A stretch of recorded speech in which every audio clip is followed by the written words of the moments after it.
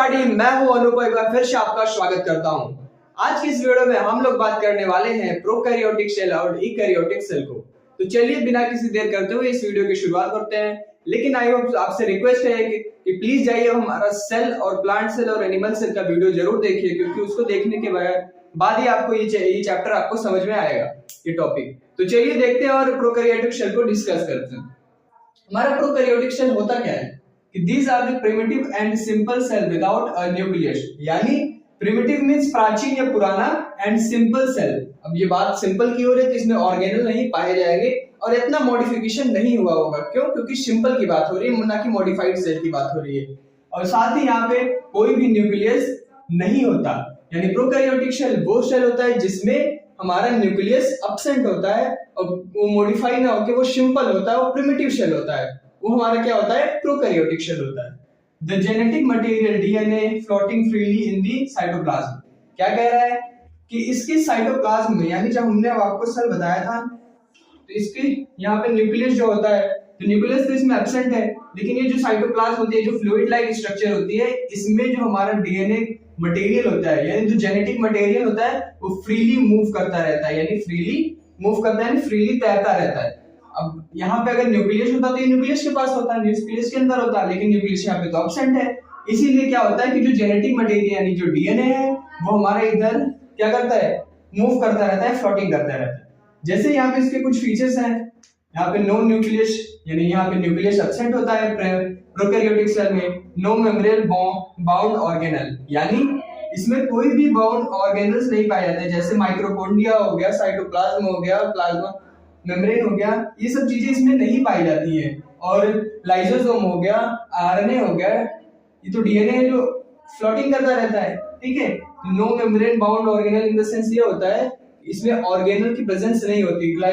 Golgi bodies हो गया, ये सब चीजें यहाँ पे नहीं होती क्योंकि ये एब्सेंट होता है। इसमें स्मॉल साइज होती है, ये सिंपल सेल की जगह बहुत जो सिंपल सेल होती है उनसे इसकी साइज बहुत ही ज्यादा छोटी है, 1 to 10 माइक्रोमीटर होती है। ठीक है, जैसे सिंगल सेल ऑर्गेनल होते हैं, यानी इसमें वो ऑर्गेनल पाए जाएंगे या वैसे ऑर्गेनिज्म पाए जाएंगे, सिंगल ऑर्गेनिज्म पाए जाते हैं।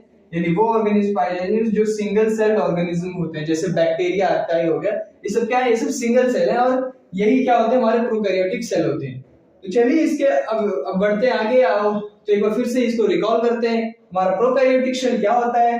प्रिमिटिव एंड सिंपल सेल होता है, यानी पुराना और सिंपल सेल जिसमें कोई भी मॉडिफिकेशन ना हो, जिसमें न्यूक्लियस का एब्सेंट हो। ठीक है, इसके बाद इस बात करते हैं इसमें जो जेनेटिक मटेरियल होता है हमारे किसमें? प्रोकैरियोटिक सेल में, वो क्या करता है? फ्रीली मूव करता है। क्यों मूव करता है? क्योंकि उसमें न्यूक्लियस एब्सेंट होता है, जिसके वजह से वो किसमें मूव करता है? साइटोप्लाज्म में मूव करता है।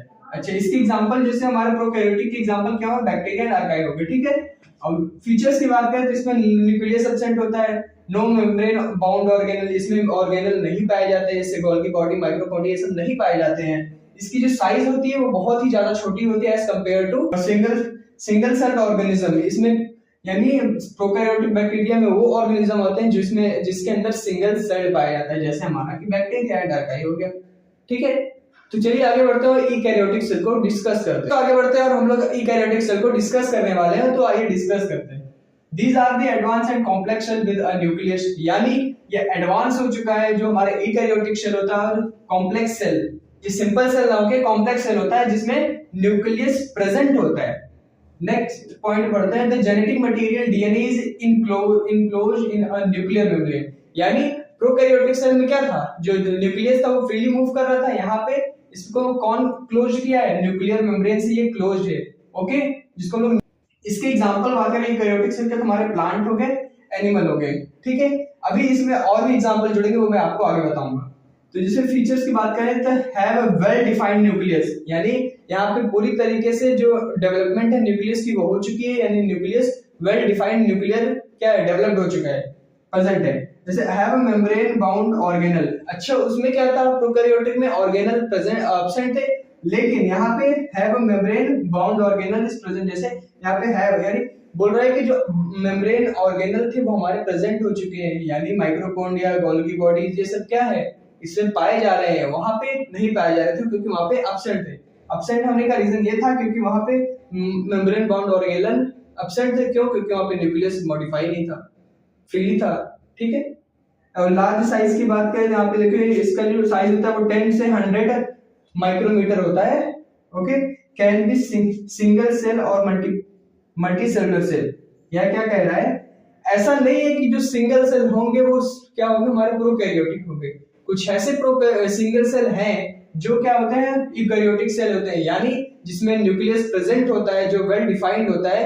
ऐसे सिंगल सेल हैं, जैसे फंजाई हो गया, वो हमारा क्या है, वेल डिफाइंड न्यूक्लियस है। ओके। तो चलिए इसके डिफरेंस देखते हैं प्रोकैरियोटिक और यूकैरियोटिक के, और आगे समझते हैं। प्रोकैरियोटिक एंड यूकैरियोटिक को डिस्कस करते हैं। तो हमारा जैसे हम बात करें न्यूक्लियस, डिफरेंस देखते हैं दोनों में क्या क्या डिफरेंस है। न्यूक्लियस, हमारे प्रोकैरियोटिक में न्यूक्लियस जो होता था वो एब्सेंट होता था, लेकिन यूकैरियोटिक में ये प्रेजेंट रहेगा। डीएनए की बात करें, हमने आपको बताया था जो डीएनए होता है वो प्रोकैरियोटिक सेल में क्या होता है, तैरता रहता है, फ्रीली मूव करता है, फ्लोटिंग इन दी साइटोप्लाज्म। किसमें? साइटोप्लाज्म में। लेकिन जो हमारा यूकैरियोटिक में होता है ये इनसाइड द न्यूक्लियस होता है, न्यूक्लियस के अंदर पाया जाता है, और ये फ्लोट नहीं करता साइटोप्लाज्म में, ये एक जगह स्टेबल रहता है। साइज की बात करें तो जो हमारे प्रोकैरियोटिक की जो साइज होती है वो स्मॉल होती है, जो 1 से 10 माइक्रोमीटर होती है। ठीक है। और वही इसकी जो साइज होती है वो 10 से 100 माइक्रोमीटर होती है। ओके। सेल टाइप की बात करें, जो हमारा प्रोकैरियोटिक सेल होगा वो सिंगल सेल होगा, यानी इसके अंदर सिंगल सेल होगा, न्यूक्लियस एब्सेंट होगा। लेकिन जो हमारा यूकैरियोटिक है इसमें सिंगल सेल भी ऑर्गेनिज्म होंगे और मल्टी सेलुलर भी ऑर्गेनिज्म होंगे। ओके। यहाँ पे सिंगल सेल्ड ऑर्गेनिज्म और मल्टी सेलुलर ऑर्गेनिज्म, इसके एग्जांपल हमारे क्या थे, बैक्टीरिया थे, अर्काई थे। इसके एग्जांपल क्या हमारे, प्लांट है, एनिमल है, फंजाई है। ठीक है। तो आई होप कि आपको इस वीडियो समझ में आ गया होगा, आपको difference of prokaryotic and eukaryotic आपको समझ में आ गया होगा। तो अगर समझ में आ गया तो प्लीज लाइक सब्सक्राइब जरूर करें, और अपना नेक्स्ट टॉपिक हमें कमेंट में जरूर करें। तब तक के लिए शुक्रिया।